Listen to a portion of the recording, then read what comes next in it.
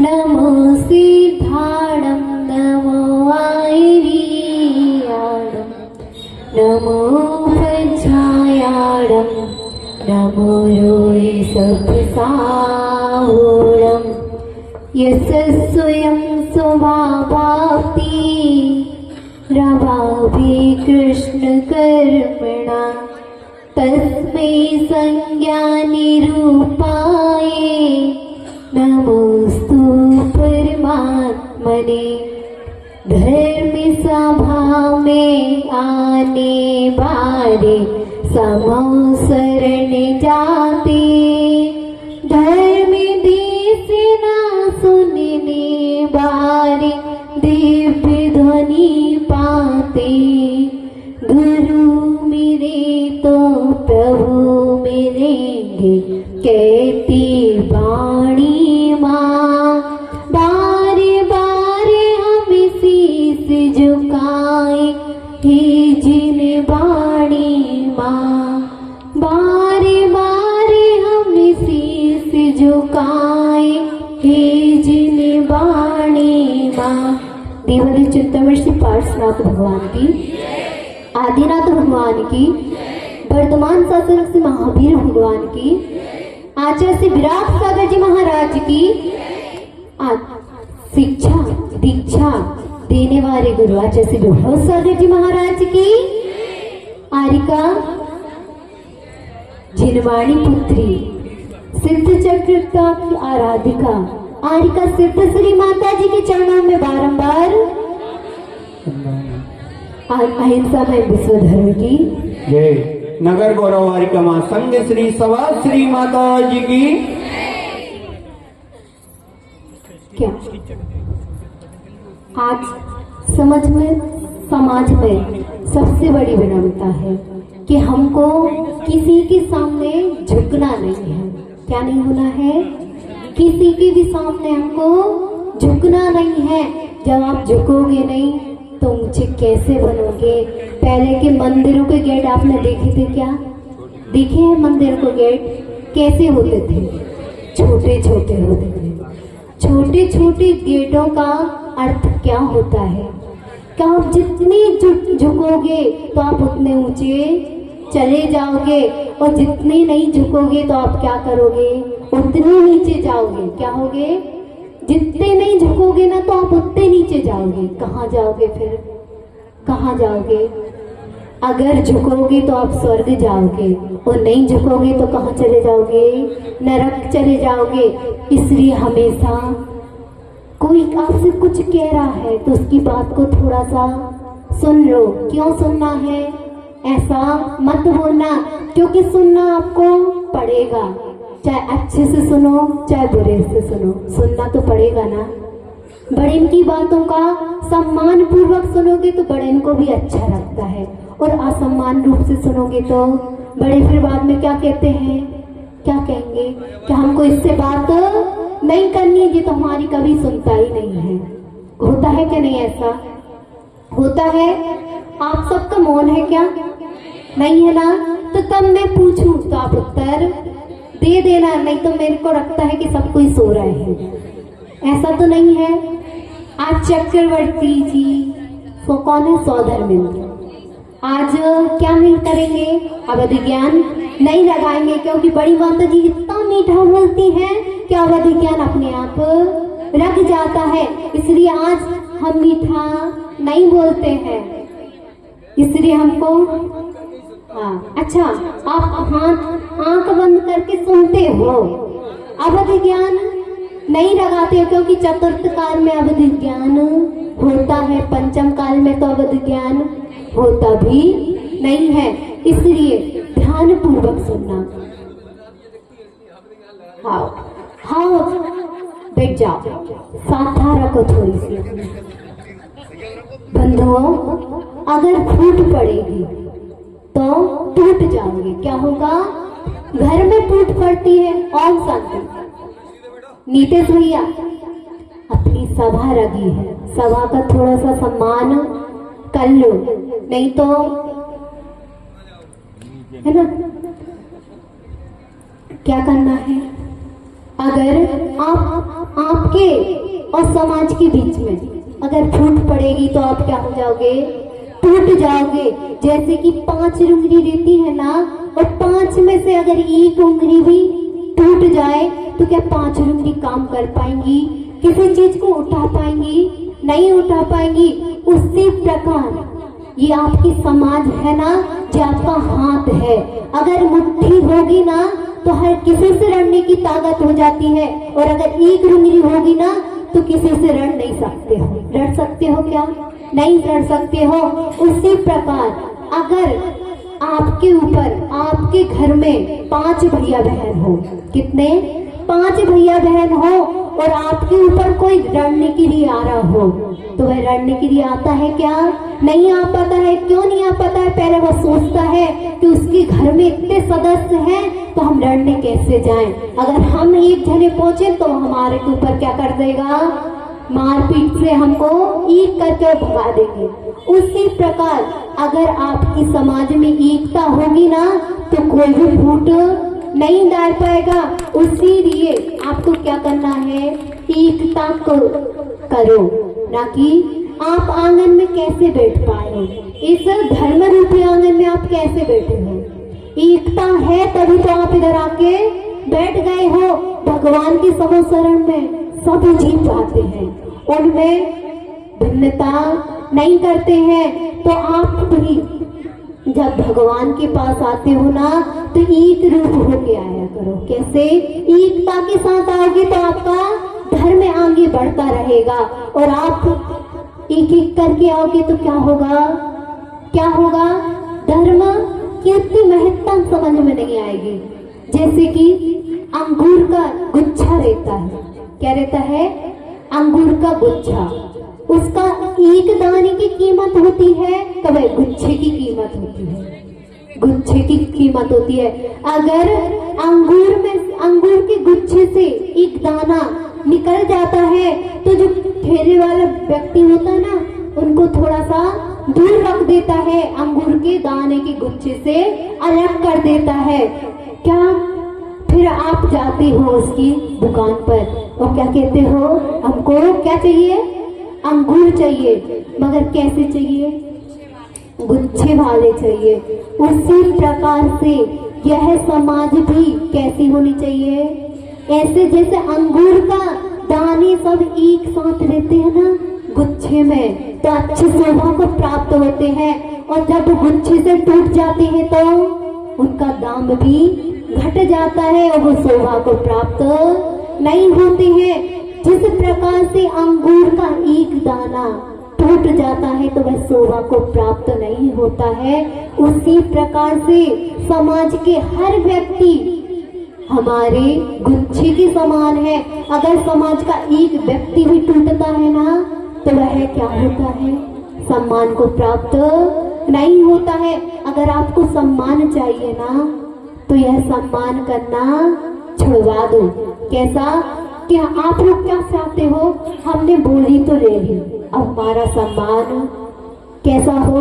जैसा चक्रवर्ती का सम्मान होता है ना वैसा हमारा सम्मान होता है ना। मगर पंडित दीप वाले बहुत अच्छे हैं, उनको सम्मान नहीं चाहिए रहता है। जहाँ देव शास्त्र और गुरु हो तो वहाँ बिना बुलाए आ जाते हैं। ऐसे हैं हमारे मंडी दीप वाले। क्या माता जी आई थी तो मैंने क्या कहा था आपसे उस दिन कि मेरा मन नहीं था मंडी दीप में आने का। क्यों नहीं था?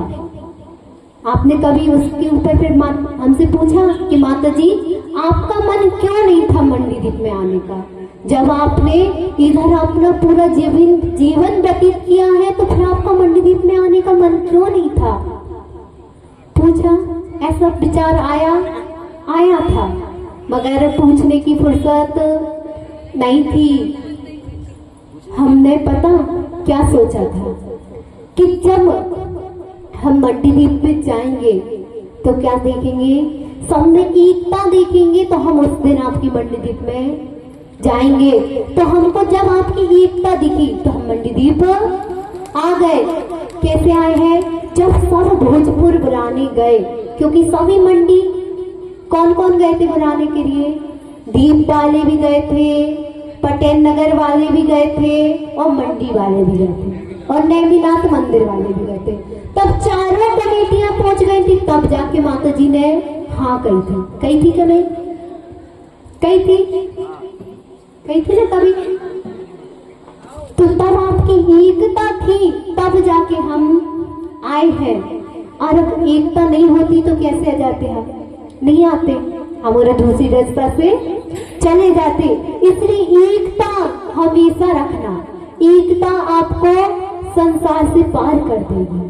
नहीं तो आप ऐसे एक दूसरे की टांग खींचते रहोगे ना तो कभी एकता नहीं दिखेगी और दूसरे आके उसमें क्या करते हैं, फिर विघ्न डाल देते हैं। आज जब विधान करना था तो सबने क्या कहा, भैया जी आप करो, हम आपका साथ देंगे, ये कहा था ना। उसमें भी आपकी एकता थी, नहीं तो एकता नहीं होती क्योंकि विधान हो पाता नहीं हो पाता। आपने सबने बोली दी, बहुत अच्छा कार्य किया, क्योंकि दान तो देना आपके कर्तव्य है। क्या है? आपका कर्तव्य है। मगर जो नींव के पत्थर थे, कौन कौन?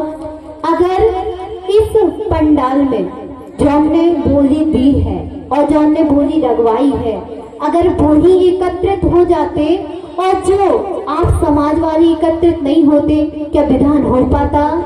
नहीं हो पाता। हो तो जाता मगर अच्छे से नहीं होता। उसमें कमी कैसी रखती? क्या यार कोई भी नहीं आया, ऐसे विधान होता है क्या? ऐसे ही होता ना। इसलिए हर छोटे छोटे बच्चे से लेके सब बुजुर्गों को, किनको? छोटे से लेके सब बड़े को, बड़ी माता जी ने कहा कि बेटा आज आप जा रहे हो प्रवचन करने, तो क्या करना? सबकी गलतियां नहीं देखना। क्या नहीं करना? गलतियां नहीं देखना। जो आज तक आपने 8 दिन में क्या करा है, इतनी प्यारी भक्ति की है, कैसी भक्ति सौधर्म इंद्र करते हैं। क्या करते हैं? जो स्वर्गों के इंद्र होते हैं वह ऐसी भक्ति करते हैं। और आप तो कहाँ के इंद्र हो? अभी तो पृथ्वी तल के इंद्र हो, स्वर्ग के इंद्र नहीं बने हो। भैया हर दिन के आपको कहाँ के इंद्र बनवाते थे? स्वर्ग के बनवाते थे ना। वैसे ही भक्ति आपने आज की है। आज क्या 8 दिन से कर रहे थे, ऐसे ही अगर हर दिन की आप भक्ति करते रहे तो एक ना एक दिन परमात्मा बन जाओगे। अब अपन को किस चीजों का त्याग करना चाहिए? 5 चीजों से बचने की हमेशा आपको कोशिश करना चाहिए। किसकी? कुसंगति की। किसकी करनी चाहिए? कुसंगति की। अगर आप दूध का गिलास लेके शराब के ठेले पे जाके बैठ जाओ तो क्या कहोगे? शराबी कहोगे। आप कितने अच्छे भी कार्य जाके वैश्यालय में करो, मगर क्या कहोगे? उधर जाओगे तो क्या हो? आपकी बदनामी ही होगी। इसलिए कुसंगति से हमेशा बचोगे तो आपकी परिणति अच्छी होती जाएगी। क्या होगी? आपकी अच्छी परिणति। और निंदा करने से बचो। क्या इससे बचना है आपको? निंदा करने से बचनी है। निंदा कैसे कैसे करते हो आप लोग? कैसे कैसे करते हो? एक तो सुन के करते हो, जिसमें आप मुंह डकार करते जाते हो, हाँ आप तो बहुत सही कह रहे हो, तो उसका प्रकोप किसने भोगा? 500 मंत्रियों ने भोगा ना। श्रीपान ने मुनिराज की निंदा की थी और उसकी प्रशंसा किसने की थी? 700 कोड़ी ने की थी कि नहीं की थी? तो उसको उनको कोड़ी हो गए थे सभी, मगर तब उन्होंने ही भक्ति की तो वे क्या हो गए? निरोगी हो गए। इसलिए आप निंदा कभी नहीं करना, नहीं तो एक न एक दिन, आज नहीं दिख रहा है कल जरूर दिखेगा। क्या आप भक्ति करोगे तो उसका प्रभाव भी दिखेगा और निंदा करोगे तो उसका प्रभाव भी दिखेगा। इसलिए आप नियम ले लेना कि हम निंदा कभी करेंगे नहीं और सुनेंगे नहीं। क्या नहीं करेंगे? करेंगे भी नहीं और सुनेंगे भी नहीं। और जो कर रहे हैं उनकी अनुमोदना तो नहीं करेंगे।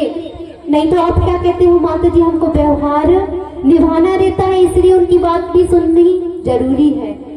ऐसी बात मत सुनो कि जिससे आपका दुर्गति हो जाए। क्या हो जाए? दुर्गति हो जाए। ऐसी बात नहीं सुनना जिससे आपका क्या हो जाए? उद्धार हो जाए। ऐसी बातों को आप सुनना, और जिनसे आपका कल्याण हो जाए, ऐसी बातों को आप अपने दिल तक ले जाना। किस तक ले जाना है? दिल तक ले जाना है। और जो बातें आपको अच्छी ना लगे, किसी की भी हो, आपको जो बातें अच्छी ना लगे, तो वह उधर के उधर आपको भगवान ने 2 कान दिए ना, और 1 मुख दिया है। क्या दिया है? 1 मुख दिया है और 2 कान दिए हैं। मुख से तो प्रभु का गुणगान करो, और 1 कान से अच्छी बातें सुनो और दूसरी बातें निकाल दो। मगर अच्छी बातों को कहाँ तक ले जाना है? आपको हृदय तक ले जाना है। और तब हृदय तक वह बातें पहुंच जाएंगी तो वह एक ना एक दिन आपकी स्वर्ग भी ले जाएंगी। इसलिए आपको अच्छी बातों को रखना है और बुरी बातों को निकाल देना है। अब कहते हैं कि हम धर्म करने आते हैं माता जी, मगर क्या होता है? हम धर्म करने आते हैं तो हमारी इधर आके सब कोई टांग खींचता है। कहते हैं ना, ये बहुत बड़ी विडंबना है कि हम जब भी धर्म करने आते हैं तो सब हमारे टांग खींच जाते हैं। जब आप घर में होते हो तो आप मोबाइल चलाते हो क्या? नहीं चलाते हो। तो आपके हर घर में हर जितने भी व्यक्ति होते हैं वह क्या करते हैं? आपकी टांग खींचते हैं क्या? नहीं खींचते हैं। कहते हैं बेटा पढ़ाई कर लो नहीं तो फेल हो जाओगे। कहते हो क्या? नहीं। आप ऐसा कार्य कर लो नहीं तो आपका ऐसा हो जाएगा। तब आप घर पे क्या मोबाइल छोड़ना बंद कर देते हो? चलाना नहीं करते हो ना, तो फिर मंदिर आना बंद क्यों कर देते हो? मंदिर आना बंद क्यों कर देते हो? बताओ। क्योंकि धर्म के क्षेत्र में तो आना हम बंद कर सकते हैं, मगर जो धर्म के क्षेत्र नहीं है उनमें आप कितना भी बोल रहे हो माता जी हम बंद नहीं करेंगे। जैसे कि वो मटका होता है ना, उस पर जितना भी पानी डालो वह क्या करता है? उल्टे मटके पर पानी पूरा रिसकता जाता है। उसी प्रकार अगर हम धर्म की बातें कहेंगे तो आपके ऊपर से बिल्कुल चिकनी घड़े की तरह चली जाती है। और अगर आपसे हम अभी इधर पूरी पंचायती करने बैठ जाएं तो आप 2-3 घंटे तक माता जी महाराज जी के पास बैठे रहोगे। आप एक नियम और ले लो कि साधु को आपने किस लिए बनाया है? किस लिए बनाया है? स्वाध्याय करने के लिए, उनका चिंतन अच्छे से होता रहे इसलिए बनाया है साधु। क्या वह घर गृहस्थी को छोड़ के आए हैं और वह गृहस्थी की फिर से बातें करने लगे इसलिए आपने साधु बनाया है? क्या नहीं बनाया है ना? तो तब भी साधु के पास आओ तो घर गृहस्थी की बातें कहाँ रख के आओ? अपने घर पे रख के आओ। क्या करना है? घर पे रख के आना है। माता जी कहती है कि बेटा जब भी अपन क्या करते हैं? सामायिक करते हैं, तो इन गृहस्थी बारे को हमारे घर कमरे से क्या रखना चाहिए? आपको दूर रखना चाहिए। क्यों रखना चाहिए? क्यों रखना चाहिए? क्योंकि आप घर गृहस्थी से आते हो ना, तो घर गृहस्थी की बातें सूझती है और वह घर गृहस्थी की तब बातें हमारे मन में जाती है ना, तो थोड़ा सा विकल्प तो हमारों को भी होता है। क्योंकि अभी हम परमात्मा तो बने नहीं है, परमात्मा बनने की तैयारी कर रहे हैं। किसकी बनने की तैयारी कर रहे हैं? परमात्मा बनने की तैयारी कर रहे हैं। इसलिए आप कभी भी हमारे किसी भी गुरुओं के पास जाओ तो क्या नहीं करना? उधर घर गृहस्थी की बातें नहीं करना। माता जी महाराज जी से आप जाना तो क्या करना? क्या करना? धर्म की बातें करना और अच्छी बातें करना, तो जिससे माता जी महाराज जी का स्वाध्याय बढ़े। अब हमारे इधर हर दिन की कौन आते हैं? पहाड़िया जी का नियम है हर दिन का आने का। कितने बजे? शाम को 6:30 बजे वो हमेशा आते हैं और माता जी से हमेशा प्रश्न करते हैं। उनका कर प्रश्न था कि माता जी ये समाज में टूट क्यों रही है? ये समाज क्या टूट क्यों रही है? तो भैया कहीं ना कहीं तो हमारी भी गलती है, क्योंकि जो बच्चे आते हैं ना तो उनको आप क्या करते हो? अगर वो एक दिन आए तो उनको क्या करा?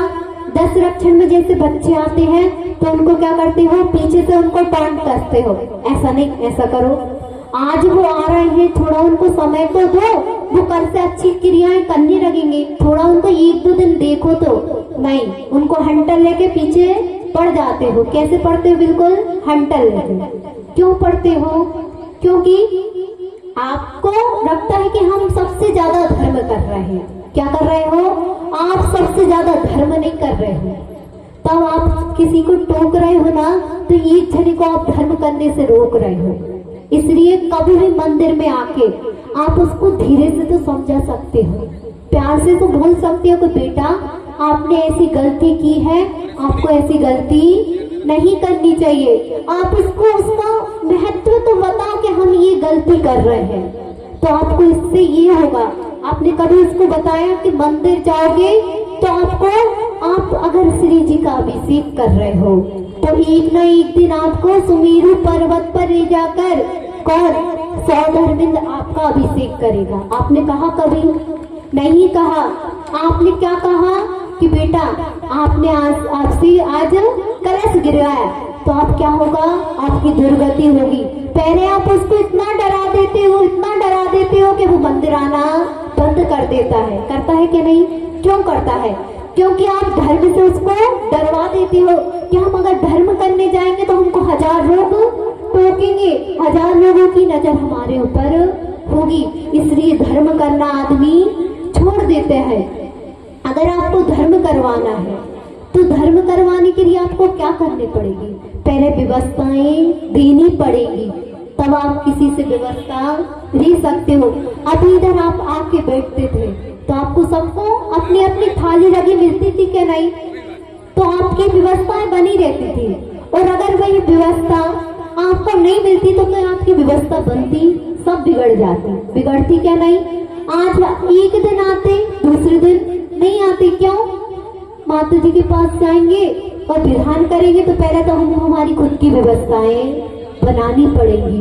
इसलिए मंदिर में जो भी पुजारी देते हैं तो वह इतना तो विचार करें कि जो बच्चे आए हैं उनको आप थोड़ा सा एक दिन पहले थाली लगा के दे दो, तो दूसरे दिन वो आपको थाली लगा के देंगे क्या? नहीं। आप उनको सिखाओ कि बेटा ऐसा करना है तो वह करेंगे। और आप क्या करते हो? बेटा आया नहीं, उससे गलती का आपने मौका ढूंढते हो कि उससे गलती हो और डांटना स्टार्ट करे। आप जब डांटोगे बच्चों को तो बच्चे मंदिर आएंगे क्या? नहीं आएंगे। हम अभी पहले दिन तब विधान स्टार्ट हुआ तो थोड़ी सी बच्चियां आके अष्टकुमारी बन के आगे बैठी, और जैसे ही आगे आके बैठी तो उनको दादियों ने डांटना स्टार्ट कर दिया। कैसा? अरे ये तुम्हारी लाइन थोड़ी है, इसमें तुमको नहीं बैठना है, इधर से उठो उधर जाओ। ये हमारे साथ भी होता था। कब? तब हम भी अष्टकुमारी बनते थे तो हमारे साथ क्या होता था? ये सबकी लड़कियों की ये समस्या होती है कि माता जी हम जब भी आते हैं मंदिर में, फिर भाभियां, दादियां और चाचियां सब क्या करती हैं? टोकना स्टार्ट कर देती। अरे तुम जींस पहन के आ गई मंदिर में, तुम्हें नहीं पता था मंदिर में आई वो जींस पहन के आ गई। चाहे भी खुद जींस पहन के आ जाए, मगर पहले क्या टोकेंगी कि तुम कैसे आ गई इधर मंदिर में, तुम्हारा तो ब्रह्मचारी मिला था तो तुम जींस पहन के आ गई है ना? ऐसे ही होता है ना? ऐसा नहीं करना, क्योंकि जितना आप टोकोगे तो उतना धर्म से आदमी भगेगा, और अगर जितना आदमी धर्म से भगेगा तो आपका ही विच्छेद होगा। क्योंकि मुट्ठी भर तो जैन है। कितने हैं? मुट्ठी भर जैन है, और वो जैन भी जैन धर्म को नहीं निभाएंगे तो कौन निभाएगा? पहले कहते थे अगर जैनी वकील के पास चले जाए और न्यायाधीश के पास चले जाए और कहे कि इस आदमी ने ऐसा कार्य नहीं किया है तो इसकी बातों पर विश्वास किया जाता था। क्यों किया जाता था? क्योंकि उसका आचरण अच्छा होता था। कैसा होता था? वह रात में भोजन नहीं करते थे। क्या करते थे? वह भोजन रात में भोजन नहीं करते थे। वह कभी भी कैसी दुकानों पर नहीं जाते थे, मदरालय में तो नहीं जाते थे। क्या करते थे? और जैनी अपना कहीं यात्रा पे जाते थे तो क्या करते थे? अपना टिफिन अपनी कैन, क्या अपनी कैन अपना कपड़ा लेके जाते थे। और जब है गाड़ी में अपना टिफिन खोल के बैठते थे ना तो सब क्या कहते थे, देखो वो जैनी है जो आज 5 बजे के पहले पहले भोजन करके सूर्यास्त से पूरे हो जाते हैं, वह जैनी धन्य थे। और आज क्या है, आप जैनी हो?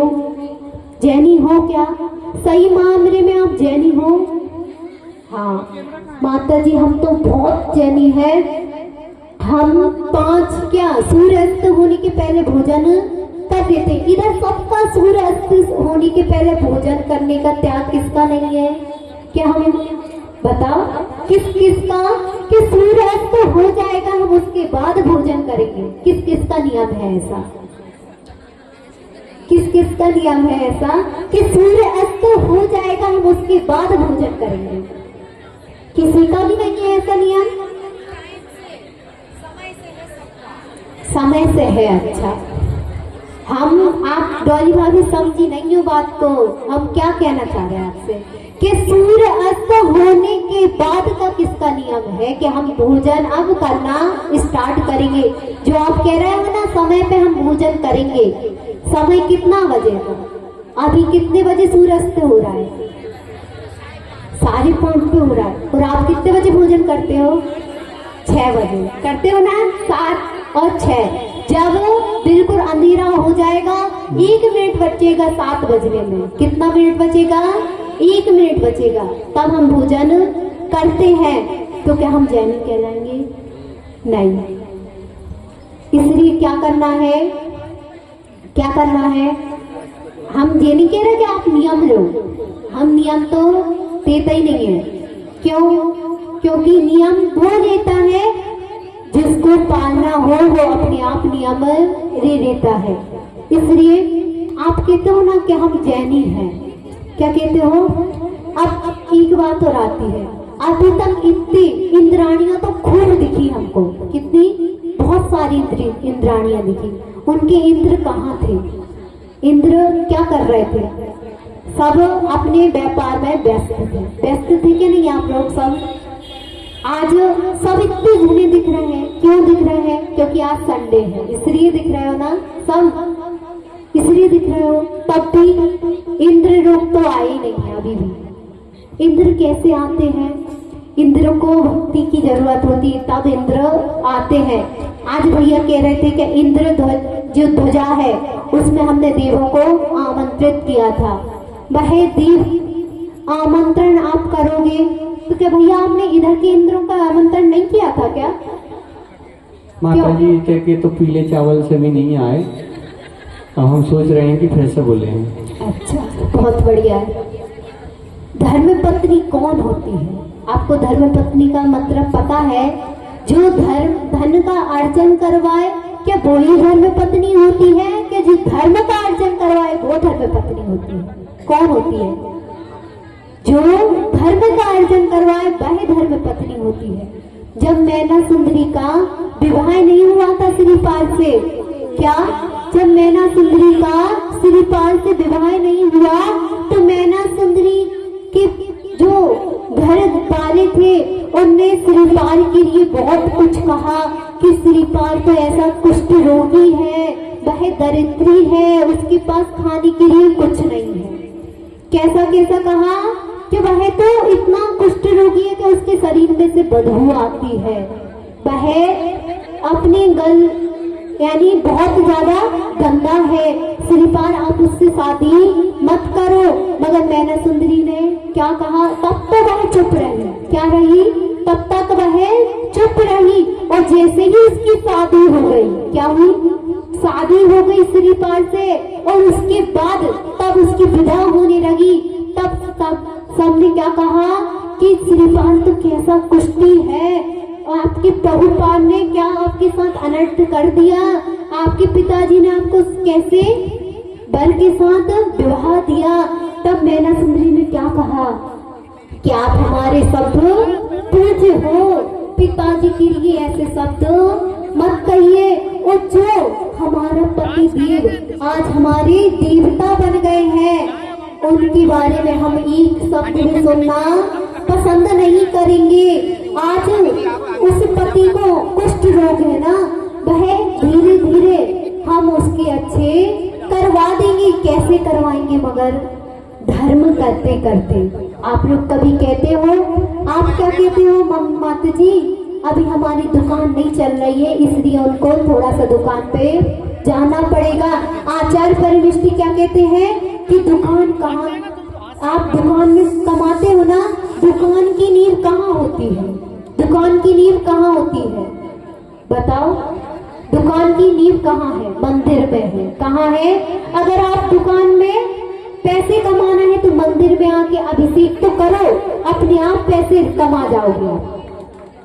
इसलिए हमेशा आप कहते हो ना कि हम 10 बजे दुकान खोल के बैठ जाते हैं तब भी पैसे, क्या होता है भैया? जब आप बोल रहे थे हमने आपको रोका था क्या? नहीं रोका था ना? कितने बजे अपनी पूजा हो गई थी आज पूरी? बताओ। माता जी 9 बजे हो गई थी, नहीं देखी थी ना? और कितने बजे हमें फिर मंच दिया था आपने? बस 5-10 मिनट और हम फिर छोड़ ही रहे। हमें भी वैसे यार छोड़ के हम तो फ्री होने। क्या आपने कभी सोचा है कि जो श्री मैना सुंदरी थी उसने क्या करा? मैना सुंदरी ने भक्ति करी तो वह कामदेव सा सुंदर रूप वाला हो गया। इसलिए आपको भी भक्ति अच्छे से करनी चाहिए। और क्या हम कहाँ के हैं? मंडीदीप वाले थे, मंडीदीप वाले थे तो हम धन्य मानते हैं हमको, अपने आप को, कि हमको मंडीदीप में रहने का अवसर प्रदान हुआ। क्यों? क्योंकि हमारे इधर इतने प्यारे प्यारे भैया थे। हमारे 3, कौन थे? हमारे 3 भैया थे जो बहुत प्यारे थे। कितने? बहुत ज्यादा। क्योंकि माता जी ने क्या कहा कि हमारे भाव हो रहे थे किसके? सिद्धचक्र विधान करने थे। तो उसका उनने आज क्या करा? माता जी को पहले तो क्या बनाया? माता जी बनाया। उसके बाद कहाँ लेके आए?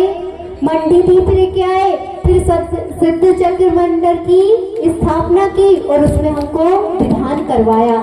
ऐसे कौन है? हमारे बड़े भैया। और कहते हैं माता जी, आज सब कोई कहते हैं कि आपके घर में सिर्फ एक जना है। आपके आज क्या होता है? आपके घर में आप 2 और आपका बेटा 1 होता है ना? और तो हमारे घर में कितने जने थे? भैया 3 थे। कितने थे? 3 थे। अब कहते हैं हम किससे अपनी मन की बात कहने जाएं? होता है ना?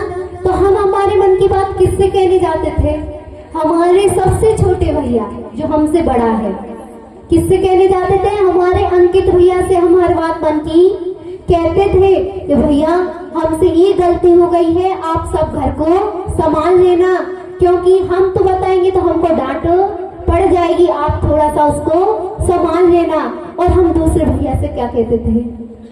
हमारे जो दूसरे भैया थे, विजय भैया, तो हम उनसे हमारी जो भी पूर्ति करनी देती थी इच्छाओं की। कैसी? कि भैया हमको आज इधर घूमने जाना है, तो वह हम किससे कहते थे? हमारे विजय भैया से। और अगर हमको कहीं देव दर्शन या गुरुओं के दर्शन करने जाना होता था तो हम किससे कहते थे? हमारे बड़े भैया से कहते थे। ऐसा हमको सौभाग्य मिला था कि हम 3 भैयों की 1 बहन, 2 बहन थे। कितनी?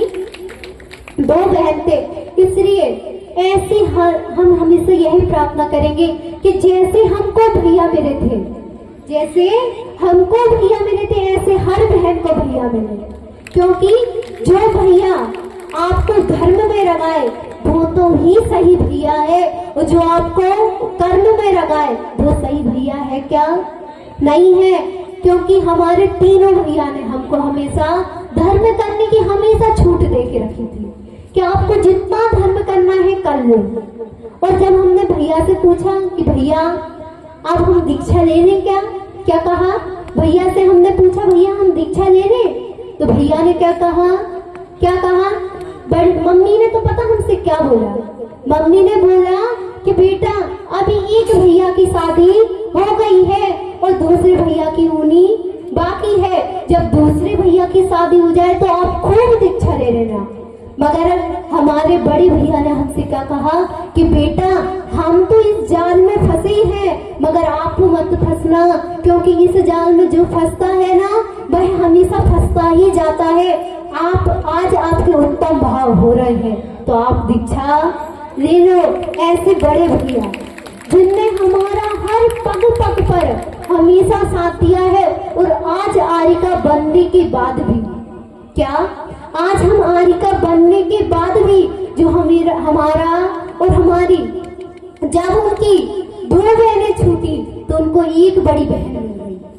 क्या हमेशा बड़ी माता जी कहती हमको अब बड़े भैया मिल गए हैं। कौन मिल गए हैं?